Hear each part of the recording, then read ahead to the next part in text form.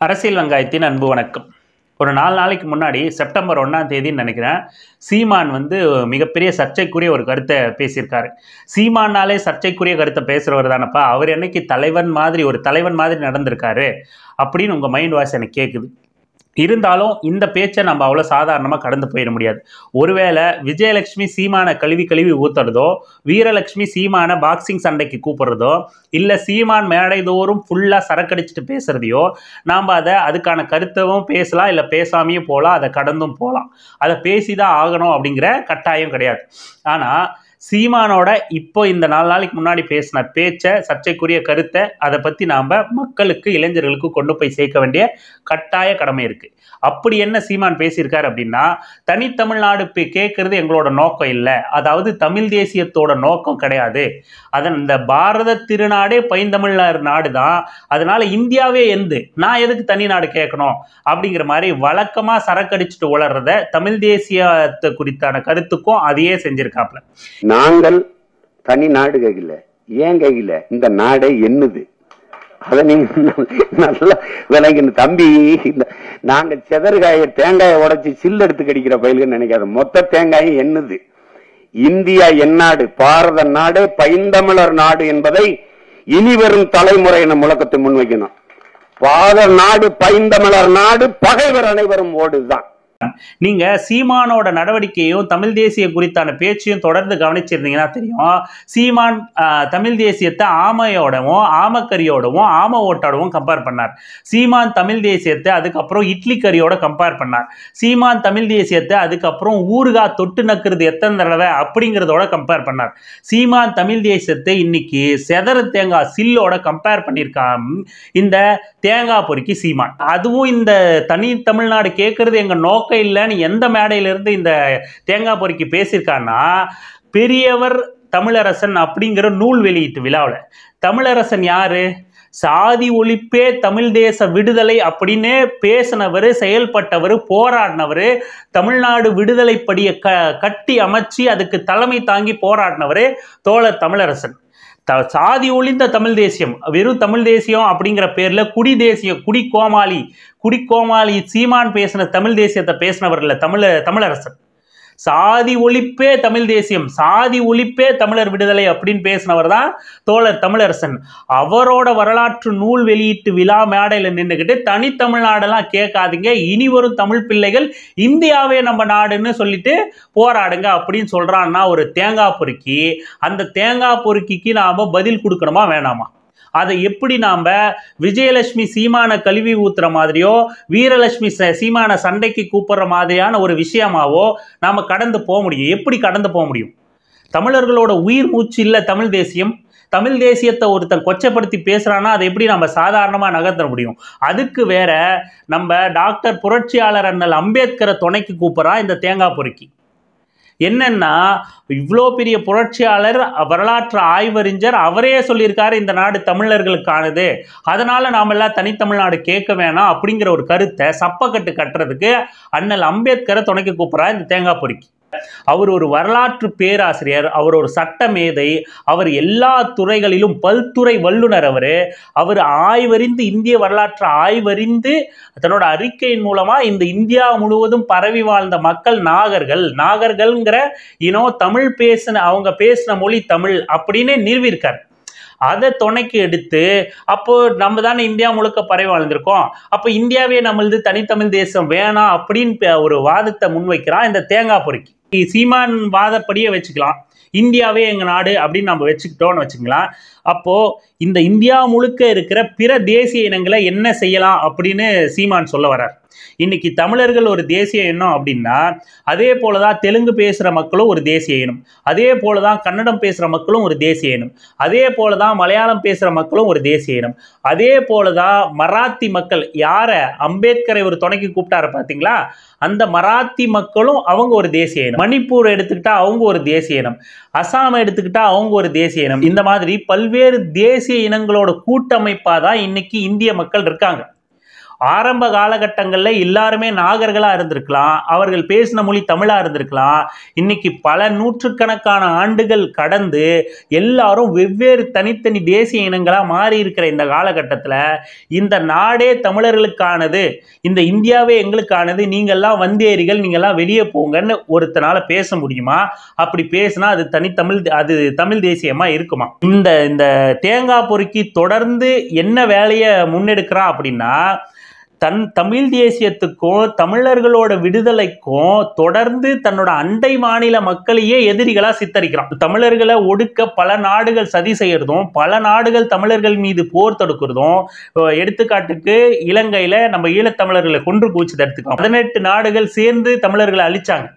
அப்படி பல்வேறு நாடுகள் பொருளாதார ரீதியில முக்கியத்துவம் வாய்ந்த நிலப்பகுதி தமிழர்களோட நிலப்பகுதி, கடல் வளம் மிக்கது தமிழர்களோட நிலப்பகுதி. அது ஈழத்தமிழர் நிலப்பகுதியா இருந்தாலும் சரி, தமிழ்நாட்டோட நிலப்பகுதியா இருந்தாலும் சரி, பொருளாதார முக்கியத்துவம் வாய்ந்த நிலப்பகுதி. அப்படி இருக்கும்போது உலக நாடுகளோட பார்வையே தமிழர்கள் வாழும் பகுதி மீதும் தமிழர்கள் மீதும் இருக்கு. அப்போ உலக நாடுகள் எல்லாம் சேர்ந்து கிடைக்கிற கேப்ல எல்லாம் தமிழர்கள் மீது அடக்குமுறையையும் ஒடுக்குமுறையையும் ஏவறான். அப்படி இருக்கும்போது நம்மளோட எதிரி யாரு, நம்மளை ஒடுக்கிறவன் யாரு, நம்மளை அடக்கிறவன் யாரு? இந்தியாவிலேயே இந்திய அதிகார ஆரிய பார்ப்பனிய பனியா கும்பல் தமிழர்களுக்கு எதிரானதா இருக்கு. டெல்லி அதிகார வர்க்கம் தமிழர்களுக்கு எதிரானதா இருக்கு. இவங்களையெல்லாம் எதிரில் நிப்பாட்டி நாம இவங்களை எதிர்த்து இவங்கள்ல இருந்து பெறப்படுறதா தமிழ் தேசிய விடுதலை அப்படின்னு பேசாம, தனக்கு பக்கத்து மாநிலத்துமா இருக்கிற தமிழ் மக்களும் அவங்களும் சேர்ந்து புழங்கிக்கிட்டு இருக்கிற ஒரு ஆந்திராவா இருக்கட்டும், கர்நாடகாவா இருக்கட்டும், கேரளாவா இருக்கட்டும், தமிழர்கள் கொடுக்கல் வாங்கல் உள்ள பகுதி இருக்கிற அண்டை மாநிலத்தை நீ எதிரியா காமிக்கிறதையே சித்தரிக்கிறதையே ஒரே வேலையா வச்சிருக்கிற இந்த தேங்காய் பொறுக்கி தமிழ் தேசியங்கிறது தனிநாடு குறித்தானதில்ல, தமிழ் தேசியங்கிறது சாதி ஒழிப்பு குறித்தானதில்ல அப்படிங்கிற எண்ணத்தை தொடர்ந்து மழுங்கடிக்கிற வேலையை செஞ்சுக்கிட்டே இருக்கான் இந்த தேங்காய் பொறுக்கி. சீமான் சொல்றபடி, சீமான் பேசுற அந்த வசனத்தின்படி பாரத திருநாடு பைந்தமிழர் நாடா. பாரத திருநாடுன்னு ஒருத்தன் சொல்றான்னாலே அவன் சங்கி கும்பலுக்கு அடிமையாயிட்டான் அப்படின்னு தான் அர்த்தம். அதை நம்ம அப்புறம் பேசலாம். பாரத திருநாடு பைந்தமிழர் நாடு அப்படின்னு பேசினா இன்னொரு விஷயத்த கூட நம்ம எடுத்துக்காட்டி பேச முடியும். யாதும் ஊரே யாவரும் கேளீர் அப்படின்னு கணியன் பூங்கொன்றனார் சொல்லியிருக்காரு. அப்போ எதுக்கு இந்தியா, எதுக்கு தனி தமிழ்நாடு, அதே போல எதுக்கு இந்தியா? இந்தியாங்கிற ஒரு உலகத்துல ஒரு சின்ன நிலப்பகுதி தானே. யாதும் ஊரே யாவரும் கேளிருப்பா நம்ம தமிழரோட பாரம்பரியம். கணியன் பூங்குன்றனார் சொல்லியிருக்காரு, இந்த பூமி மொத்தமும் உந்துடா, பூமி மொத்தமும் நம்மளுது, தமிழனோடது. நீ எதுக்கு தனிநாடு கேட்டு போராடிக்கிட்டு இருக்கங்கிற? நீ போ, உந்துதான் இது, பூமியே நம்மளுது, அப்புறம் எதுக்கு உனக்கு தனிநாடு அப்படின்னு பேசலாமா? ஒரு கோரிக்கையோ ஒரு புரட்சியோ ஒரு விடுதலையோ அதன் பின்னணியில் இருக்கிற ஒடுக்குமுறையை அடக்குமுறையை எதிர்த்தது தானே தவிர பழமொழிகளை காட்டினது கிடையாது. ஒரு புரட்சியும் போராட்டமும் தமிழ் தேசியங்கிறது பழமொழி பேசுறது கிடையாது. அதை முதல்ல புரிஞ்சுக்கணும் இந்த தேங்காய் பொறுக்கி சீமான். மேதகு பிரபாகரன் நினைச்சிருந்தா இதே டைலாக பேசிருக்கலாம்ல, அவரால் பேச முடியாதா? இந்த தேங்காய் பொறுக்கியால பேச முடிஞ்சதா, பிரபாகரனால பேச முடியாதா? அவரு ஒட்டுமொத்த இலங்கையே எந்து நான் எதுக்கு உங்ககிட்ட நாடு கேட்கணும் அப்படின்னு அவரும் பேசாம போயிட்டு இருக்கலாம்ல. அவரும் சிங்கள பௌத்த பேரினவாதத்துக்கிட்ட விலை போயிருக்கலாம்ல. அவர் ஒரு முதலமைச்சர் ஆயிருக்கலாம்ல. அவரு அதிகாரம் பணம் அப்படின்னு சொல்லிட்டு அவர் சொகுசா வாழ்ந்துட்டு போயிருக்கலாம்ல. இன்னும் ஏன் இலங்கையை விட்டுட்டு இந்தியா தான்பா நம்மளுது பைந்தமிழர் நாடு, இந்த பார் எல்லாரும் வெளியே போங்க, இந்தியா வந்து தமிழர்களுக்கான நாடு, நாங்கள் இனிமேல் இலங்கையை எதிர்த்து சண்டை போட மாட்டோம், இந்தியாவை தான் சண்டை போடுவோம் அப்படின்னு பேசியிருக்கலாம்ல. இல்லை அவரும் கணியன் பூங்குன்றனாரை படிக்காமல் இருந்திருக்க மாட்டார்ல. அவர் எவ்வளோ பெரிய படைகட்டி ஆண்டவர், எவ்வளோ புத்திசாலி, எவ்வளோ ராஜதந்திரி, அவருக்கு கணியன் பூங்குன்றனார் அறிமுகம் இல்லாமல் இருந்திருக்க மாட்டார். அப்போ மேதகு பிரபாகரன் சொல்லியிருக்கலாம், இங்க பார் கணியன் பூங்குன்றனார் சொல்லிட்டார், யாதும் ஊரே யாவரும் கேளீர். அப்போ இந்த உலகமே நம்மளுதுரா, இனிமே நாம இந்த ராஜபக்சே சிங்கள பௌத்த பேரினவாதத்தை எதிர்த்து போரிடக்கூடாது, மொத்த உலக நாடையும் எதிர்த்து போடுவாங்க, ஒவ்வொரு நாட்டுக்கா போவோம், நம்ம படை வந்து எல்லா நாட்டிலையும் இறங்குங்க அப்படின்னு போரிடலாம் அப்படின்னு சொல்லி அவர் வழி நடத்திருக்கலாம்ல. இந்த தேங்காய் பொறுக்கிக்கு தெரிஞ்ச அரசியல் மற்ற மேதகு பிரபாகரன் அவர்களுக்கு தெரியாம போச்சா? அடுத்து தோழர் தமிழரசன் எடுத்துங்க. தோழர் தமிழரசன் திருமணமே பண்ணிக்காம தன்னோட வாழ்க்கையே தமிழர்களுக்காக அர்ப்பணிச்சவர். இந்த ஈழத்து போராட்டத்தை தமிழ்நாட்டில இருந்து அங்கீகரிச்சவர். இங்க தனித்தமிழ்நாடு போராட்டத்தை தீவிரமா முன்னெடுத்தவர். சாதி ஒழிப்பே தமிழ் தேச விடுதலை அப்படின்னு சொல்லிட்டு முழங்கினவர், செயல்பட்டவர், போராட்ட களத்தில் நின்றவர், தீவிரமா போராடினவர். அவர் மேடையில் இருந்துகிட்டு இங்க தேங்காய் பொறுக்கி இந்த தேங்காய் பொறுக்கிற கதையை பேசிக்கிட்டு இருக்கு. அடுத்து தந்தை பெரியார் எடுத்துங்க. தந்தை பெரியாரை இவனுக்கு பேசாத பேச்சே கிடையாது. கன்னட இறங்குறான், தெலுங்கருங்கிறான், வந்தேரிங்கிறான், வடுக வந்தேரிங்கிறான், அதுக்கப்புறம் திராவிடங்கிறான். ஏண்டா இதாவது என்னடா தேங்காய் பொறிக்கிங்களா உங்களோட வேலை? தந்தை பெரியார் தமிழ்நாடு தமிழருக்கே அப்படின்னு முழங்கினவர். இந்த தமிழ்நாடு தனிநாடா மாறணும் அப்படின்னா பல ஆயிரக்கணக்கான உயிர்கள் தேவைப்படும். ஒரு 10,000 உயிர் தேவைப்படுது அப்படின்னா அதுல உயிரா என்னோட உயிர் போகட்டும், என் பின்னாடி எத்தனை பேர் வரீங்க அப்படின்னு சொல்லிட்டு தமிழ்நாடு விடுதலைக்காக தான் உயிரை துச்சமென மதிச்சவர்ரா. தான் உயிரை முதல்ல கொடுக்குறேன் அப்படின்னு சொன்னவர். தமிழ்நாடு தமிழருக்கே, தமிழ்நாடு தமிழருக்கே அப்படின்னு முழங்கினவர். எல்லாரும் உங்க கைகளில் தமிழ்நாடு தமிழருக்கேன்னு பச்சை குத்திங்கன்னு சொன்னவர்ரா. உங்க வீடுகளில் தமிழ்நாடு தமிழருக்கேன்னு எழுதுங்க அப்படின்னு சொன்னவர்ரா. தேங்காய் பொறுக்கிகளுக்கு எப்படி தெரியும் தமிழ் தேசத்தை பத்தி? தேங்காய் பொறுக்கிகளுக்கு எப்படி தெரியும் ஒரு விடுதலை போராட்டத்தை பத்தி? தேங்காய் பொறுக்கிகளுக்கு எப்படி தெரியும் விடுதலை குரல் எப்படி எழும்? அடக்குமுறையை எதிர்த்தது தான் விடுதலை குரல், பழமொழிக்கானது இல்லை விடுதலை குரல்னு தேங்காய் பொறுக்கிகளுக்கு எப்படி தெரியும்? போல தமிழரசனோ தந்தை பெரியாரோ இந்திய பார்ப்பனிய பனியா டெல்லி அதிகார வர்க்கத்தை தான் பொது எதிரியா நிறுத்தினாங்க. மற்ற தேசிய இனங்களும் விடுதலை பெறணும் அப்படின்னு நினைச்சாங்க.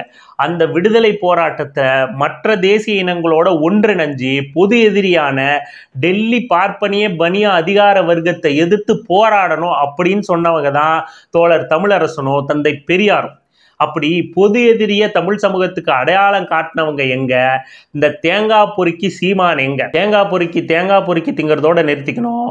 தமிழ் தேசியம் குறித்து தமிழர்களுக்கு பாடம் எடுக்கிறதெல்லாம் செய்யக்கூடாது. தேங்காய் பொறுக்கிக்கு இன்னொரு விஷயத்தையும் நம்ம சொல்லிக்கிறோம். இந்த தேங்காய் பொறுக்கி தான் பின்னாடி சுத்துற ஆம குஞ்சுங்க தான், அண்டர் 18 தான் எங்க தமிழ்நாடு அப்படின்னு நினைச்சுக்கிட்டு இருக்க வேண்டாம். உண்மையான தமிழ் தேசியத்தை விரும்புகிற இளைஞர்களும் தமிழ்நாட்டில் தான் இருக்கும்.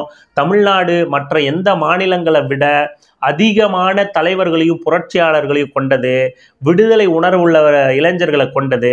அதை ஞாபகத்தில் வச்சுக்கணும். இந்த தேங்காய் பொறுக்கிற வேலை, அமாவாசை வேலையெல்லாம் இங்கே வச்சுக்க கூடாது. தேங்காய் பொறுக்கிக்கு கடும் கண்டனங்களை தெரிவிச்சுட்டு இந்த பதிவை முடிச்சுக்கலாம். நன்றி, வணக்கம்.